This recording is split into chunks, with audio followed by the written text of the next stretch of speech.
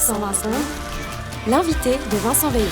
On va revenir sur un événement passé un peu inaperçu cette semaine, le rachat pour 3 milliards de francs de Crédit Suisse par son concurrent UBS. Une décision soutenue, pour ne pas dire prise, par les autorités qui n'hésitent pas à mettre la main à la poche, la Confédération apportant une garantie de 9 milliards à l'UBS pour couvrir les risques de la fusion et la BNS accordant plusieurs lignes de crédit totalisant 250 milliards de francs. Des montants jamais vus, sortis du chapeau, sans que ni le Parlement, ni le peuple, ni les actionnaires n'aient leur mot à dire et qui se justifient par l'urgence de la situation et par la nécessité de rétablir la confiance. On en parle avec vous ce matin. Ahmed Saïf Abdelrahman Al-Fadala, bonjour. Oui, bonjour, monsieur Veillon. Vous représentez la Qatar Investment Authority, le fonds souverain de l'Émirat du Qatar, qui est le deuxième plus gros actionnaire de Crédit Suisse après la Saudi National Bank. Oui, on détient plus de 6% du capital, bordel de putain de merde. Je précise que vous parlez aussi assez bien français puisque vous avez étudié chez nous. Oui, j'ai fait 2 semaines à l'Uni de Neuch, à la fac d'économie, à l'époque où votre pays n'était pas encore une putain de dictature communiste. Voilà, on vous sent un peu remonté contre ce rachat. Ce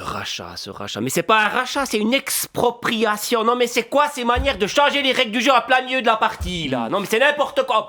En plus, c'est une gonzesse qui a tout orchestré. Non, mais j'hallucine. Karine Keller-Souter, c'est notre ministre des Finances. Je me fous de comment elle s'appelle. En plus, j'ai dû regarder ses cheveux pendant toute la conférence de presse. C'était dégoûtant. Ma foi, comme je le disais, la situation justifiait le recours au droit d'urgence qui permet de contourner le Parlement. Mais je me cogne du Parlement.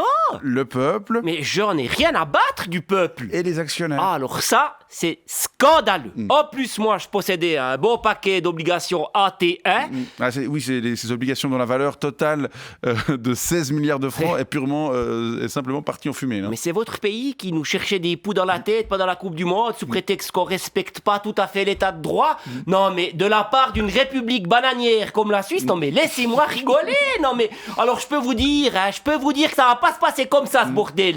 Alors il risque en effet d'y avoir de nombreux dépôts de plainte de la part des actionnaires ou créanciers floués, sans parler des principales victimes, les employés. Alors ça, les employés, on en a vraiment rien à secouer. Mais on observe quand même que les décisions des autorités suisses ont eu leur effet puisque l'incendie semble éteint sur les marchés financiers.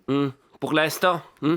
Parce qu'avec mon cousin qui travaille à la Saudi National Bank, ces derniers temps, on a un peu soutenu l'action UBS pour qu'elle ait une valeur élevée au moment de l'échange d'actions Crédit Suisse, pour limiter nos pertes évidemment. Mais alors je peux vous dire qu'une fois que la fusion sera effective, ça sera fini à rigolade.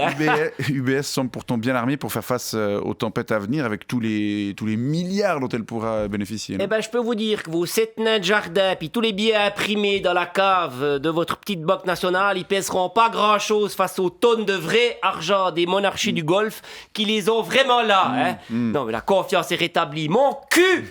Non, nous on a investi dans votre pays parce qu'on le pensait libéral et capitaliste et parce qu'il nous aspirait donc confiance. Mais alors je peux vous dire que cette confiance là, elle est partie en fumée, monsieur Veillon. Bon, on verra en tout cas. On n'a pas fini de parler de cette débâcle et de ses conséquences. La République populaire de Suisse et Staline Keller-Souter perdent rien pour attendre. Voilà, Ahmed Saïf Abdelrahman Al-Fadala, représentant de la Qatar Investment Authority. Je vous remercie pour cet éclairage. Une bonne journée quand même. Au revoir.